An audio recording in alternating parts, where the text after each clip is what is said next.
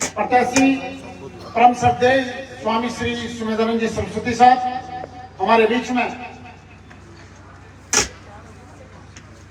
अभी हाल ही में जिनको सैनिक कल्याण बोर्ड का चेयरमैन बनाया गया है, परम सम्मानीय श्री प्रेम सिंह जी बाजौर साहब, दूध से विधायक बड़े भाई श्री गोवर्धन वर्मा जी, धरतरामगढ़ से प्रत्याशी परम सम्मानीय श्री गजानन जी कुमावत साहब, हमारे बीच में पूर्व जिलाध्यक्ष श्रीमती इंदिरा चौधरी जी, निवर्तमान जिलाध्यक्ष पवन जी मोदी साहब, हमारे बीच में फतेहपुर से प्रत्याशी और शिक्षा के क्षेत्र में पूरे हिंदुस्तान में पहचान रखने वाले बड़े भाई श्री श्रवणजीत चौधरी साहब, हमारे बीच में विराजमान सम्मानीय डॉक्टर बी.एल. वर्मा साहब, ओम प्रकाश जी बिहारिया साहब, सम्मानीय रामदेव सिंह जी खैरवा साहब, भाई अमित जी, सम्मानीय बद्री जी अलिया साहब, दयाराम जी कलाज जी सरपंच साहब, इस्पाल जी नेताजी साहब, इंग्लिश नगर पालिका के चेयरमैन हरिशंकर जी पिगेई साहब, सम्मानीय सरपंच साहब कैलाश जी घायल साहब और देव जी बगड़िया साहब, हमारी बहन बिमला जी, भाई गुलजारी जी, नेकीराम जी आर्य साहब, भगवान सिंह जी चौधरी चीफ साहब, सम्मानीय सरपंच साहब केसराम जी, अर्जुन जी सैनी साहब, सम्मानीय फूल जी नारा साहब, हमारे गोविंद जी सैनी साहब जो उपाध्यक्ष हैं, सुरेंद्र जी जैन साहब, सभी ओम प्रकाश जी और राजेंद्र जी बादशाह साहब, वाइस चेयरमैन अमित जी, सम्मानीय जेपी डूडी सरपंच साहब, सभी चेयरमैन पूरे गुलजारी जी, जगदीश जी यादव साहब जो हमारे यादव महासभा के अध्यक्ष हैं, भावेश जी यादव साहब मंडल अध्यक्ष हैं, सभी गंगा साहब जी जो हमारी जिला कार्यकारिणी के ओंकार जी गुरु जी साहब, शुभकर्ण जी सैनी साहब, सम्मानीय ओनाड़ सिंह जी, माफी चाहता हूँ बीरबल जी साहब, सभी हमारे मंच भाई ताराचंद जी गुर्जर साहब, छोटे भाई सामने बैठे सभी मेरे पिता के लिए बुजुर्गों, नौजवान साथियों, सबसे पहले तो मैं जो हमारे अतिथि यहाँ पर पधारे हैं आप सभी का मैं खंडेला विधानसभा के सभी कार्यकर्ताओं की तरफ से और मेरी तरफ से दिल की गहराइयों से बहुत बहुत अभिनंदन करता हूँ, स्वागत करता हूँ और आपका आभार करता हूँ कि आपने इस कार्यकर्ता सम्मेलन में पहुंचकर हमारे समारोह की गरिमा बढ़ाई है और साथ ही सैनिक कल्याण बोर्ड के चेयरमैन बनने के पश्चात पहली बार आज हमारे खंडेला विधानसभा में माननीय प्रेम सिंह जी बाजौर साहब पधारे हैं, तो उनका मैं पुनः दिल की गहराई से स्वागत करता हूं और बधाई और शुभकामनाएं देता हूं। साथ ही राज्य सरकार का धन्यवाद करता हूं, मुख्यमंत्री जी का और प्रदेश और केंद्रीय नेतृत्व का, कि जिन्होंने हमारे लोकसभा से पहले माननीय झावर सिंह जी खरा साहब जो यूडीएस मंत्री थे, सरकार में भागीदारी थी, एक और भागीदारी उन्होंने माननीय बाजौर साहब को सैनिक कल्याण बोर्ड का चेयरमैन बनाकर जो भागीदारी दी है, इसके लिए मैं प्रदेश और केंद्रीय नेतृत्व का बहुत बहुत धन्यवाद करता हूं। काफी समय से आप पिछले 3.5-4 घंटे से आप लोग यहाँ पे बैठे हैं, मैं ज्यादा समय नहीं लूंगा, हमारे अतिथियों को भी बोलना है।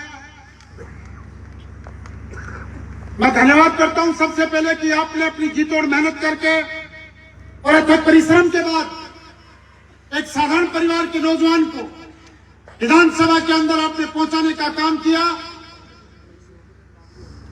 इसके लिए तो मैं आपको धन्यवाद देता ही हूं। साथ ही आपसे आह्वान करना चाहता हूं कि जो 19 अप्रैल को लोकसभा के चुनाव है, माननीय मोदी जी के चुनाव है, उस चुनाव में जिस रिकॉर्ड तोड़ जीत के साथ में आपने मुझे विधानसभा में भेजा, उससे भी ज्यादा रिकॉर्ड तोड़ बहुमत के साथ में माननीय सुमेधानंद जी को आप लोगों को समर्थन देकर और लोकसभा के अंदर पहुंचाना। साथियों, मुझे पता है इस बात का कि आपने विधानसभा चुनाव में बहुत मेहनत की थी। 50 साल की जो जो राजनीतिक हिरासतें थी उनको तोड़कर आपने एक नौजवान को विधानसभा में पहुंचाया और मैंने आपसे वादा किया था चुनाव से पहले, उस बात को आज दोबारा दोहराता हूं। मेरे 3 महीने के कार्यकाल में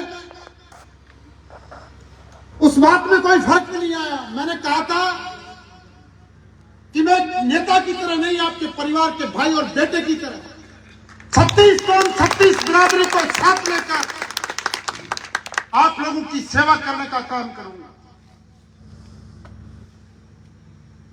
और जो मुझे समय मिला उसमें मैंने वही काम किया है। कोई भी व्यक्ति आता है सीधा मेरे पास आता है, सीधा अपने काम के लिए कहता है। मैं आपको पूरा दोहराता हूं, किसी को भी काम हो, मेरे ऑफिस के दरवाजे मेरे फोन नंबर, मोबाइल फोन और मेरे घर के दरवाजे 24 घंटे जनता जनार्दन के लिए खुले और खुले रहेंगे। आपको विश्वास दिलाता। अभी इंदिरा जी कह रही थी कि कई बार ऐसा भी होता है कि स्वामी जी कई प्रोग्रामों में नहीं पहुंच पाते। जब लोसल से गाड़ी स्टार्ट करके और बाजौर साहब का नीम का थाना लास्ट में पाटन पड़ता है, पाटन से आगे बोपिया वहां तक आसामपुर तक, वहां तक अगर गाड़ी स्टार्ट करके भी जाए तो सूर्योदय के समय रवाना हो तो सूर्यास्त हो जाता है। ये बातें भी हमें समझनी चाहिए। आने जाने के लिए तो आप कभी भी याद कर सकते हैं, स्वामी जी के प्रतिनिधि के रूप में हम बैठे हैं। जहां भी जरूरत होती है हम तत्काल पहुंचेंगे, कभी इस बात का उड़वा नहीं आएगा। और काम के लिए बड़े भाई गोवर्धन जी बता रहे थे एमएलए साहब, जो ऐतिहासिक काम इस 10 साल के अंदर हुए हैं, चाहे ट्रेनों की बात हो और नई ट्रेनें नहीं, आज रिंगस में, श्रीमाधोपुर में, नीमका थाना में और जो छोटी स्टेशन में है वहां पर आज कई गाड़ियों का ठहराव हो गया। कई सारी ट्रेनें सीकर के अंदर 52-53 ट्रेनें चल रही हैं। आज हमारे नौजवानों के लिए 4 करोड़ की लागत से एक इंडोर स्टेडियम शानदार बन गया खिलाड़ियों के लिए, और 8 करोड़ 7 लाख का एक सिंथेटिक ट्रैक का उद्घाटन माननीय स्वामी जी ने अभी 10-15 रोज पहले किया। हमारे नौजवानों के लिए एक शानदार मेडिकल कॉलेज लाने का काम स्वामी जी ने किया। पूरे हिंदुस्तान के अंदर दूसरी सैनिक अकेडमी सीकर में हमारे नौजवानों के लिए यहाँ पे खोलने का काम माननीय स्वामी जी ने। इन 10 सालों में 10,000 करोड़ से ज्यादा के काम स्वामी जी ने किया, जिनमें 600 करोड़ से ज्यादा सड़कों की लागत से सड़कों का निर्माण इन्होंने करवाया। एक निर्वाचित चेहरे के रूप में हमेशा लोगों का काम करने का 10 साल में काम किया। मैं तो आपसे एक ही अपील करता हूं कि अब हमारे पास में मुश्किल से 28 दिन बचे हुए हैं। इन 28 दिन के अंदर आप सब लोग सारे कामों को छोड़कर, क्योंकि अब जो भी काम होंगे लोकसभा चुनाव के बाद में होंगे, सारे कामों को छोड़कर आप सब लोग इस चुनाव मैदान के अंदर पूरी तैयारी के साथ मेहनत करनी है। घर घर हमको पहुंचना है, घर घर हमको जाना है, प्रत्येक वोटर से प्रार्थना करनी है। और यह तो चुनाव कोई बीजेपी कांग्रेस का और कोई कैंडिडेट का चुनाव नहीं है, यह आपकी आने वाली पीढ़ियों का चुनाव है। जिस प्रकार से 10 साल के अंदर माननीय मोदी जी के शासन ने एक आम आदमी के दिलों में जो उम्मीद जगाई है, एक आम आदमी के मन में एक आस जगी है कि हाँ मेरा भी काम हो सकता है, मुझे भी सरकार की योजनाओं का लाभ मिल सकता है, मेरी भी सुनाई हो सकती है, बिना रिश्वत दिए बिना पैसे के मेरा काम बन सकता है। अगर ऐसी कोई उम्मीद जगी है तो माननीय मोदी जी के 10 साल के शासन के अंदर आज भारत देश की बात करें तो पूरी दुनिया के अंदर भारत और मोदी जी के नाम का डंका बज रहा है, इसमें कोई दो राय नहीं। और हमने जो शपथ लिया कि अब की बार 400 पार का जो नारा दिया है वो नारा संपन्न हो गया। तो साथियों आप देखना, निश्चित रूप से ऐसे ऐतिहासिक फैसले इन 5 सालों के अंदर होंगे जो परसों से जनता के मन में वो बात को ठान कर रहे। इसलिए अब बाकी की बात माननीय बाजोर साहब स्वामी जी आपको बताएंगे। मैं तो आपको यही कहता हूं, आपने जितना बड़ा आशीर्वाद मुझे दिया उससे बड़ा आशीर्वाद आप स्वामी जी को दे, तब तो अपनी कोई बात बढ़े। ये बात भी सही कि आपने मेरे चुनाव में खूब ताकत लगा दी थी, लेकिन अब और भी ज्यादा ताकत अपने को लगनी है, क्योंकि अब अपने पास और भी हम मजबूत हो गए।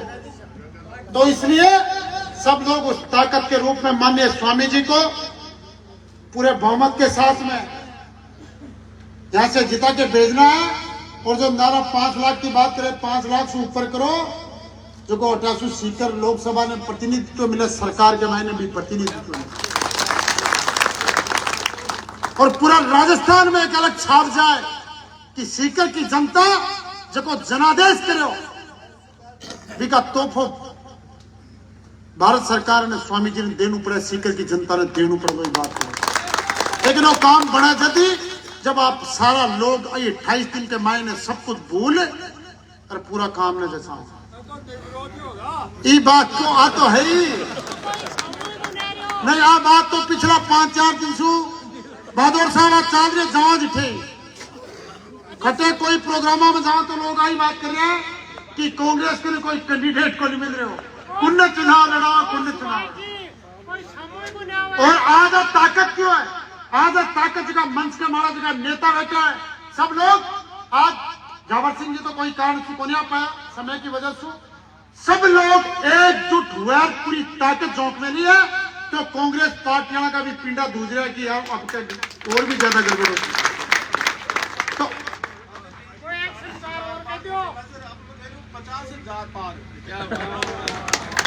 अब तक ढंग से खुद को कर दो लगे, हाथ ऊंचा करे, बात सारा विश्वास लो। बोलो भारत माता की, भारत माता की, भारतीय जनता पार्टी, भारतीय जनता पार्टी, श्री नरेंद्र मोदी, श्री नरेंद्र मोदी, श्री स्मरण जी सरस्वती, श्री स्मरण जी सरस्वती। धन्यवाद। जिंदाबाद, जिंदाबाद। बहुत बहुत आभार। संगीत के प्रेमी तो शायद सभी हैं, ऐसा नहीं लगा अनुराधा पौडवाल जैसी आवाज आपके विधायक की। मैं हमारे बीच में